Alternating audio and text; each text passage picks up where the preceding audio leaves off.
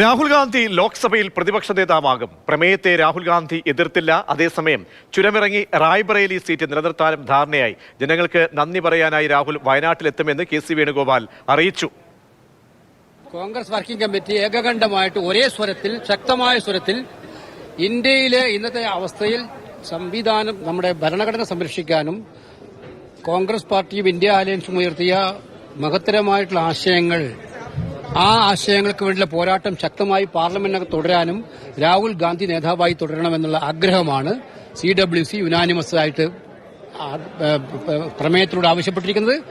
അതിനെക്കുറിച്ച് രാഹുൽ ഗാന്ധി അദ്ദേഹം ആലോചിച്ച് ഉടൻ തന്നെ മറുപടി പറയാമെന്ന് പറഞ്ഞിട്ടുണ്ട്.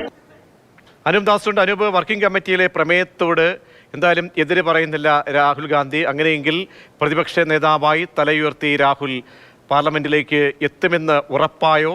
ഒപ്പം വൈകാരിക അടുപ്പമുള്ള പ്രതിസന്ധി ഘട്ടത്തിൽ തുണയായ വയനാട് വിട്ട് റായ്ബറയിലേക്ക് പോകുമ്പോൾ എന്തായിരിക്കും രാഹുലിനെ വയനാടുകാരോട് പറയുക? പ്രജീഷ്, രാഹുൽ ഗാന്ധി തന്നെ പ്രതിപക്ഷ നേതാവാകും. 10 വർഷത്തിന് ശേഷം പ്രതിപക്ഷത്തിന് ഒരു നേതാവ് ഉണ്ടാവുകയാണ്, ഔദ്യോഗികമായിട്ടൊരു നേതാവ് ഉണ്ടാവുകയാണ്.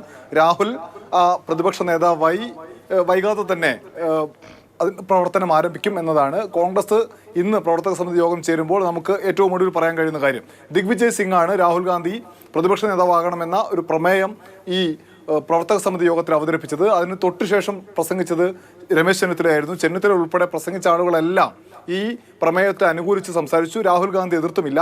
ഇനിയിപ്പോൾ രാഹുലിന്റെ ഒരു സമ്മതമൂളൽ മാത്രമാണ്, അതൊരു പ്രക്രിയ മാത്രമാണ്. എന്തായാലും രാഹുൽ തന്നെ പ്രതിപക്ഷ നേതാവാകുന്ന കാര്യം ഉറപ്പായിട്ടുണ്ട്. ഇന്ന് വൈകിട്ട് 5:30 എംപിമാരുടെ യോഗം, രാജ്യസഭാ എംപിമാരുടെയും ലോക്സഭാ എംപിമാരുടെയും കോൺഗ്രസിന്റെ എംപിമാരുടെ യോഗം ഇന്ന് പാർലമെന്റിന്റെ സെൻട്രൽ ഹാളിൽ ചേരുന്നുണ്ട്. അവിടെ വെച്ച് പാർലമെന്ററി പാർട്ടി നേതാവിനെ തെരഞ്ഞെടുക്കും. സോണിയാഗാന്ധി ആയിരിക്കും. പിന്നീട് സോണിയാഗാന്ധിയാണ് രാജ്യസഭയിലെയും ലോക്സഭയിലെയും പ്രതിപക്ഷ നേതാക്കളെ തീരുമാനിച്ച അത് കത്ത് നൽകേണ്ടത്. എന്തായാലും ആ തീരുമാനവും വൈകാതെ ഉണ്ടാകുമെന്നാണ് നമുക്കറിയാൻ കഴിയുന്ന കാര്യം. അത് ഒന്നാമത്തേത്. രണ്ടാമത്തേത്, രാഹുൽ ഗാന്ധി വയനാട് സീറ്റ് വിടാനുള്ള തീരുമാനം ഏതാണ്ട് എടുത്തിട്ടുണ്ട്. റായ്ബറേലി നിലനിർത്തും. അതിനുള്ള ഏറ്റവും പ്രധാനപ്പെട്ട ഒരു കാര്യം, ഇത്തവണത്തെ തെരഞ്ഞെടുപ്പിൽ ഇന്ത്യ സഖ്യത്തിന് വലിയ മുന്നേറ്റം ലഭിച്ച ഏറ്റവും വലിയ സംസ്ഥാനം അത് ഉത്തർപ്രദേശാണ്.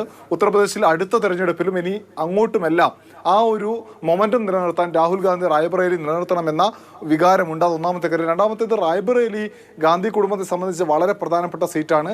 ഒരുപക്ഷെ അവിടെ നിന്ന് രാഹുൽ ഗാന്ധി രാജിവെച്ച് പ്രിയങ്കയെ മത്സരിപ്പിച്ചാൽ പോലും ഏത് നിലയിൽ ജനങ്ങൾ പ്രതികരിക്കുമെന്ന ഒരു പ്രശ്നമുണ്ട്. എന്നാൽ വയനാട്ടിൽ ആ പ്രശ്നമില്ല. ജനങ്ങൾ രാഹുൽ ഗാന്ധി ഏറ്റെടുത്തു. അതേപോലെ കോൺഗ്രസിനെയും ഏറ്റെടുത്തിട്ടുണ്ട്.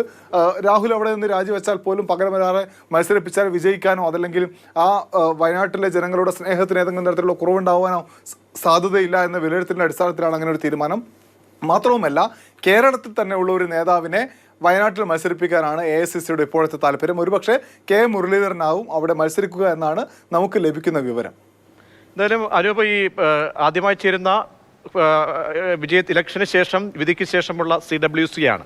ഈ വിലയിരുത്തലുകളൊക്കെ എങ്ങനെ ഉണ്ടായിട്ടുണ്ട്?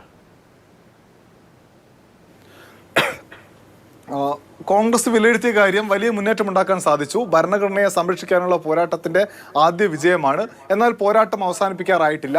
അപ്പോൾ തന്നെ കോൺഗ്രസ് വിലയിരുത്തിയ ഒരു കാര്യം, സംസ്ഥാന തെരഞ്ഞെടുപ്പുകളിൽ മുന്നേറ്റം ഉണ്ടാക്കാൻ കഴിഞ്ഞ ഇടങ്ങളിൽ ഈ തെരഞ്ഞെടുപ്പിൽ, ലോക്സഭാ തെരഞ്ഞെടുപ്പിൽ മുന്നേറ്റമുണ്ടാക്കാൻ കഴിഞ്ഞില്ല.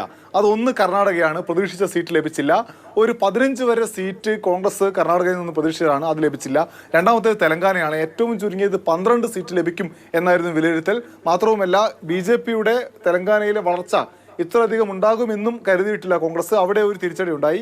അതേപോലെ തന്നെയാണ് ഭരണത്തിലുള്ള ഹിമാചൽ പ്രദേശിലെ ഏറ്റവും തിരിച്ചടി. ഇത് മൂന്നും പരിശോധിക്കാൻ പ്രത്യേക സമിതി ഉണ്ടാകും. മാത്രമല്ല, എല്ലാ സംസ്ഥാനങ്ങളിലെയും പ്രകടനങ്ങൾ പ്രത്യേകം പരിശോധിക്കാനുള്ള തീരുമാനമുണ്ട്. ഒപ്പം തന്നെ ഇന്ത്യ സഖ്യത്തിന് ജനങ്ങൾ നൽകിയത് വലിയ അംഗീകാരമാണ്. സഖ്യം തുടരണം, ഒറ്റക്കെട്ടായി മുന്നോട്ട് പോകണമെന്നെല്ലാം മല്ലികാർജുൻ ഖാർഗെ തന്നെ യോഗത്തിൽ പറഞ്ഞിട്ടുണ്ട്. യോഗം ഒരു പൊതുവെ കഴിഞ്ഞ 10 വർഷത്തിന് ശേഷം ആദ്യമായിട്ടാണ് കോൺഗ്രസിന് ഒരു സന്തോഷത്തിന്റെ അന്തരീക്ഷത്തിൽ ഇങ്ങനെ ഒരു പ്രവർത്തക സമിതി യോഗം ചേരാൻ കഴിഞ്ഞത്. അതിന്റെ ഒരു ആഹ്ലാദം നേതാക്കളുടെ മുഖത്ത് നമുക്ക് കാണാൻ പറ്റുന്നുണ്ടായിരുന്നു.